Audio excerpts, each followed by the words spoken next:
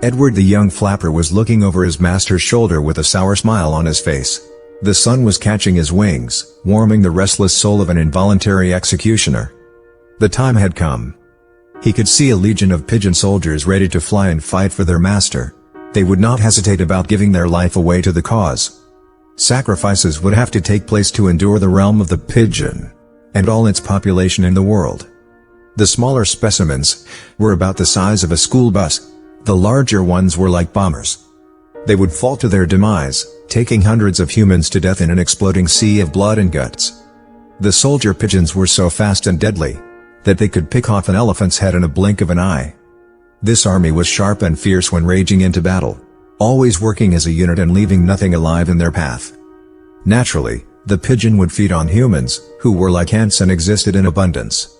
It all started 5 years ago. A powerful politician decided that mankind should eliminate the pigeon population because they were considered a plague and had no real purpose. It is well known that the pigeon is one of the most intelligent animals in the world. And to mankind's ignorance, its chain of evolution had been taking a spiral ascent to unknown levels. Due to their small stature, and in terms of physiology, there was not much they could do to confront mankind. So, instead, they secretly hid in an underground sewer and fed of all life there.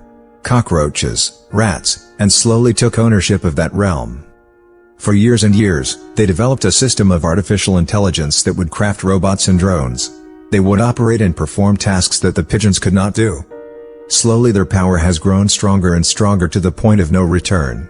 Edward was the most intelligent of all pigeons, and he could see that the master pigeon's ambition was not good. It was a self-defense mechanism, his hatred for humans.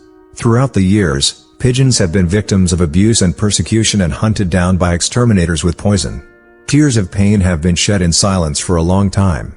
But now, it was time for the pigeon soldier to rise in the food chain, and strike hard into the world of man. The master pigeon was determined to get his revenge and destroy mankind. To do it, he would summon his son Edward to his chambers. "Son," he said, "we need to grow in size and numbers. I will trust your creative genius to invent the growth machine, so that we can make ourselves enormous." And so, against his feelings, he started the project on that day. After only a week of intense work, the growing machine was completed. It was a sight to see. 100 meters tall and could upgrade a pigeon up to 5 times its natural size. Pigeons from all over the world celebrated this breakthrough at a giant party, and the underground shook, but not from rock and roll. This was the beginning of the fall of man. As the months passed by, several other machines were created in bigger sizes. Machines that could fit several pigeons at once. A massive growth stage began, and it lasted for a long period. When the production period ended, an army of giant pigeons was ready to begin world dominion, looked upon by their master. He shouted a cry of war that echoed throughout the dungeon town, and all the pigeons marched on. This epic and tragic battle lasted for a whole year, resulting in the demise of man. Mankind called upon their greatest heroes, people like Chuck Norris, The Rock, Joe Biden, and of course, Donald Trump. Every single one of them fought with great courage. Well, not Joe Biden. Instead, he cried like a little girl and shoved a gun up his own ass. Chuck Norris, the invincible, had put on a great karate show, killing many pigeon soldiers and hurting thousands of others. But he was no match for the powerful Master Flapper, who crushed him into a stain of blood and nothing more. None was left alive, not even to secure the survival of the species. The pigeon did not hurt any other species besides the human. They respected all life and had no reason to destroy anything else.